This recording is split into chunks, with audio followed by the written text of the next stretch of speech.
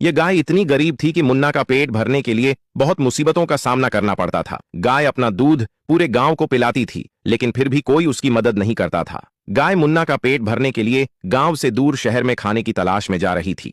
तभी उसने देखा कि एक आदमी आने वाले दिनों में रेस प्रतियोगिता का ऐलान कर रहा है और रेस जीतने वाले को 1 लाख रुपए का नकद इनाम रखा गया था। गाय ने सोचा, मैं तो रेस नहीं जीत सकती, लेकिन मुन्ना को रेस की तैयारी करवा सकती हूँ। गाय अपनी गरीबी दूर करने का यह अवसर हाथ से नहीं जाने दे सकती थी, इसलिए उसने शरीर और ताकत दोनों बढ़ाने का सबसे महंगा ड्रिंक लाकर दिया। उसके बाद वह दिन रात एक करके गार्डन में जाकर दौड़ लगाने लगा। कुछ दिन बाद मुन्ना पहलवान बन जाता है और रेस के लिए निकल जाता है। उसी रेस में एक रेड बुल था जो मुन्ना का बहुत मजाक उड़ा रहा था। रेस शुरू हो जाती है और कोई भी किसी से कम नहीं था, सब बराबरी में दौड़ रहे थे और मुन्ना धीरे धीरे अपनी स्पीड को बढ़ाता है और वह सबसे आगे हो जाता है।